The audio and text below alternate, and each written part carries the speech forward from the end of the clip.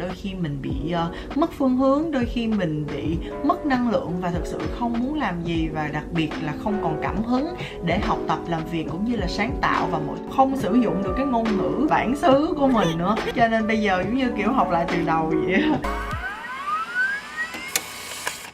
Xin chào các bạn, chào mừng các bạn đã trở lại với video của mình, và mình là Minh Comment đây. Và mình biết là ở Việt Nam hiện tại đang giãn cách xã hội và rất là gắt gao trong cái việc mà cách ly. Có thể là bạn cảm thấy rất là bí bách, rất là mệt mỏi, đã lâu rồi không có được đi ra ngoài, cứ học online hoài, không biết khi nào cái đợt dịch này nó mới qua để cho cuộc sống trở lại bình thường, đúng không? Nhìn theo một cách tích cực á thì là Việt Nam của mình nó chấp hành quy luật rất là tốt, và mọi thứ đã dường như là trải qua đợt dịch rất là nhiều lần rồi, nên thôi thì mình cũng đã từng ở trong nhà để mà cố gắng vượt qua đợt dịch này, thì là thêm một tuần nữa, thêm một vài tuần nữa, một thời gian nữa thì chắc cũng không sao đâu. 2 tuần mà mình cách ly, mình chỉ ở trong 4 bức tường và mình ở trong đó một mình, mà thậm chí mình còn không sử dụng được cái ngôn ngữ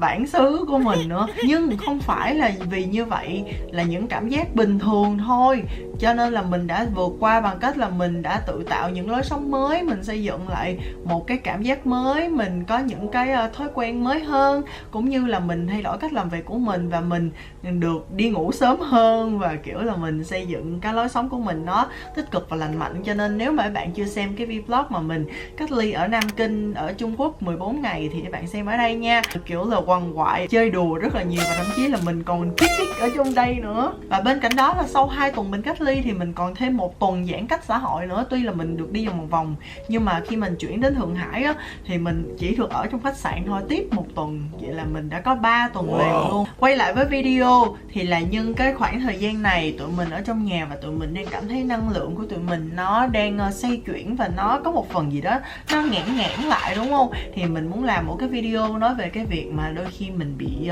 mất phương hướng, đôi khi mình bị mất năng lượng và thực sự không muốn làm gì, và đặc biệt là không còn cảm hứng để học tập, làm việc cũng như là sáng tạo, và mọi thứ nó cũng chỉ là một cái guồng và bắt buộc mình phải làm việc thôi. Làm sao đây? Thì mời bạn sẽ xem hết video này nha.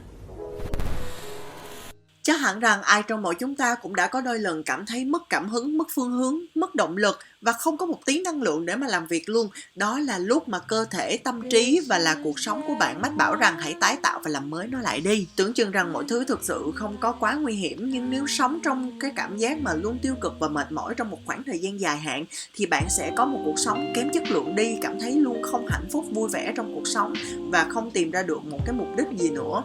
Bên cạnh đó công việc thì luôn trì trệ và là không còn hiệu suất được như trước. Vì vậy cho nên cái việc mà mình sớm nhận ra được cái cảm xúc này và nhận ra được cái nguyên nhân tại sao mình lại không còn cảm hứng làm việc, nó rất là quan trọng, và mình cần phải thoát ra nó sớm hơn, để nếu nó lặp lại một lần nữa trong tương lai, mình có thể dễ dàng nhanh chóng chữa lành nó và có thể bước tiếp và tràn trề năng lượng quay lại cuộc sống thường nhật. Đầu tiên mà bạn nên làm đó chính là dành ra một buổi sáng, buổi trưa, buổi chiều hay là buổi tối, chỉ một mình thôi, để mà có thể bước đi ra ngoài, làm những điều bạn thích, đến những nơi bạn muốn, ăn uống những món ngon mà trước giờ bạn chưa có dịp để mà mình thực hiện. Thì thường là trong những cái buổi này mình sẽ cheat meal, là mình ăn những món nó không quá lành mạnh 100% như là cái lúc mà mình tập gym. Tại vì mình thích ăn những cái món ăn vặt, ví dụ như trà sữa nè, và mình thường uống cà phê trong lúc mà mình hang out. Nhưng mà tại sao lại là một mình, đúng không? Thì khi mà trong cuộc sống thường nhật bạn đã phải giải quyết quá nhiều công việc bằng cách là mình tương tác, mình làm việc trong nhiều mối quan hệ với quá nhiều người, thì dần dần bạn đã sử dụng hết những năng lượng tích cực của mình rồi. Rất là dễ để mà có thể có năng lượng tiêu cực ngay thời điểm này nó xuất hiện. Vì vậy cho nên mình cần thời gian tĩnh tâm dành riêng cho bản thân mình, một mình thôi, để mà mình có thể tái tạo lại được những cái nguồn năng lượng tràn trề, để mà có thể dễ dàng nhanh chóng quay lại cuộc sống thường nhật để mà làm việc có sáng tạo. Bên cạnh đó bạn cần dọn dẹp không gian sống. Dọn dẹp không gian sống là một trong những cách dọn dẹp tâm trí rất tốt, để bạn có thể sắp xếp lại những điều mà bạn vụn vặt nghĩ trong đầu, những cái điều mà trước giờ bạn chưa từng được suy nghĩ, bằng cách là bỏ đi những thứ mà mình không thực sự dùng, để có thêm không gian trống để mà mình có thể sinh hoạt được thoải mái tốt hơn, cũng như là đầu óc tâm trí không phải vướng bận và xử lý quá nhiều hình ảnh xung quanh nó. Hãy viết ra giấy những thứ mà bạn đang suy nghĩ và cảm nhận ngay tại thời điểm này. Mình chắc rằng bạn sẽ rất là bất ngờ với những cái suy nghĩ và những cái cảm xúc của bạn ngay tại thời điểm khi mà bạn được viết ra đó. Tại vì trên giấy thì nó sẽ thể hiện rõ nét hơn những cái suy nghĩ, còn để trong đầu á, nó rất là rối bời và mình không có thể kiểm soát được nó. Và khi mình đã tìm ra những cái nguyên nhân, có thể là do mình làm việc quá tải và quá nhiều công việc trong một lúc, mình đã hoạt động và sinh hoạt, ăn uống không lành mạnh, ngủ không đủ giấc, hoặc là có một cái chuyện buồn gì đó mà nó xảy ra mà mình không thể kiểm soát được, thì đó cũng là cái cách mà bạn nhìn ra nguyên nhân, và từ đó bạn có thể giải quyết nó, sớm vượt qua cái sự mất cảm hứng, mất thăng bằng trong cuộc sống như thế này. Và nếu như trong tương lai nó lặp lại một lần nữa thì đơn giản thôi, mình có thể nhìn lại kinh nghiệm trong quá khứ mà mình lấy đó làm động lực để mà mình đi tiếp và mình tái tạo lại được cái nguồn năng lượng của mình. Bạn có thể nhân cái khoảng thời gian này để có thể làm những công việc mà bạn thực sự trước giờ chưa có thời gian làm. Ví dụ như những hoạt động nhẹ nhàng thôi, đừng có tốn quá nhiều năng lượng nha. Đạp xe, đi bộ, xem phim hay là nấu một món ăn gì đó cho mình. Mình thì thích ăn lắm cho nên là mình cũng hay nấu ăn. Đối với những bạn mà trước giờ lười hoặc là không có thời gian chăm sóc bản thân thì có thể tranh thủ thời gian này để mà đi làm tóc nè, đi chăm sóc da, hoặc là đi xông hơi để mà có thể lưu thông máu, một cái cách massage thụ động. Và sau khi mình đã trải qua hết một ngày, một cái buổi thời gian mà mình có thể tái tạo lại được những cái nguồn năng lượng tích cực, những cái tư duy thoải mái, bạn có thể quay về nhà và tĩnh lặng viết ra những điều bạn cần làm cho bước tiếp theo, những cái kế hoạch bước tiếp theo mình cần nên làm gì cho công việc của mình sau khi đã cực kỳ có nhiều năng lượng và đã sẵn sàng để cháy lại một lần nữa với cuộc sống của mình. Nghe xong những điều này rồi thì bạn còn chần chừ gì nữa mà không dành ra một ngày để lên một cái kế hoạch mình làm những điều mà mình thích, hoặc là mình có thể là tận dụng cái khoảng thời gian mà đang mùa dịch này nè để tái tạo lại được nguồn năng lượng, đúng không nào? Vô số các ý tưởng vui chơi tại nhà luôn, mình hãy cứ tìm hiểu và trải nghiệm thôi. Đây là một cái túi mà mình đã mua ở cửa hàng, như các bạn cũng đã thấy. Cái lúc mà mình qua đây á, thì mình đem đồ dường như rất là ít và thậm chí mình còn bỏ lại đồ. Cái lúc mà qua đây những các bạn nhân viên á, bạn nó còn hỏi mình ủa sao đem đồ ít quá vậy. Thì thật ra đó giờ mình đi nước ngoài hay mình đi du lịch á, mình đem đồ ít lắm tại mình làm biếng xách lắm mấy bạn. Mà lần này có những thứ mà trong cái khoảng thời gian này mình cảm thấy khá là cần cho nên mình mua thôi, và mình cảm thấy cũng dễ thương. Đầu tiên là mình mua một cái cuốn sổ, cũng không hẳn là một cuốn sổ mà là một cái quyển tập giấy vẽ. Nó sẽ có những cái giấy ở trong A4 và rất là nhám nhám như vậy để các bạn vẽ màu lên thì rất là tốt. Mình đem hộp bút chì màu mà mình không có đem giấy để vẽ. Thì nó có 2 con mèo thì đằng sau có một con chuột, thì mình kiểu cảm thấy rất là dễ thương luôn. Đây là cái cuốn sổ rất là kiểu nhìn nó mắc cười á. Cuốn sổ này mình mua để mà mình học tiếng Hoa. Thì mình đang học nè. Nói về cái chuyện học tiếng Hoa thì mình đã từng học ở trường đại học rồi, nhưng mà chắc lúc đó là mình không có mục đích cho nên mình không có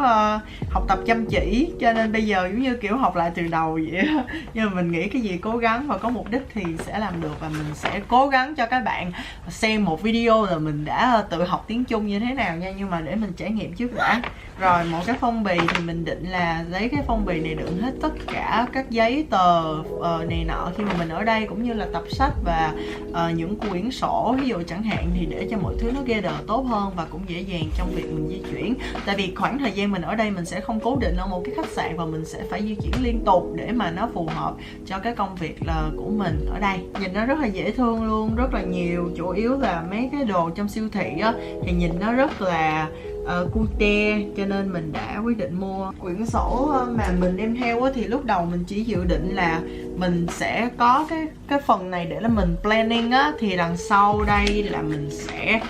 viết những cái ideas này nọ nè. Mình thường hay có mấy cái mind map như vậy, thì mình mới phát hiện ra là mình viết không đủ, tại vì ý tưởng nó ra liên tục và mình thì thường ít take note vô điện thoại lắm. Mình chỉ take note vô điện thoại những cái gì đó mà khô khan hay là những công việc hay là cái gì đó quan trọng liền thôi. Còn để nói về ý tưởng hay là viết về những cái gì đó, mình thì không có viết nhật ký ha, mình chỉ viết bullet journal thôi. Mà bây giờ mình không có thời gian nhiều cho nên mình sẽ viết to-do list luôn. Và cái góc mà mission of the week thì mình cũng chỉ bỏ vô đây thôi, và mình sẽ viết những cái mission của mình vòng vòng ngay cái khu vực giấy trắng. Và mình cảm thấy là không đủ để mà mình viết thì mình đã quyết định là mua một cuốn sổ luôn. Thì là cái quyển thì nó cũng yêu ha.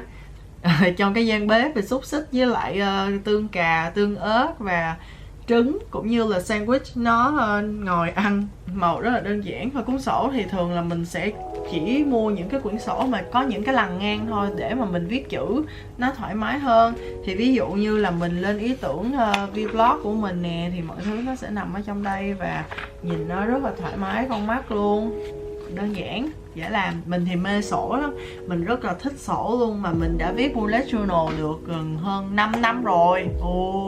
Và nếu như bạn quan tâm tới bullet journal là gì thì mình sẽ chia sẻ với các bạn trong những cái vlog sau, nhưng mà comment ở dưới cho mình biết nha, chứ kiểu làm xong không ai coi thì cũng hơi buồn á. Tổng chi phí cho nguyên cái giỏ này mua tùm lum hết 34 yuan.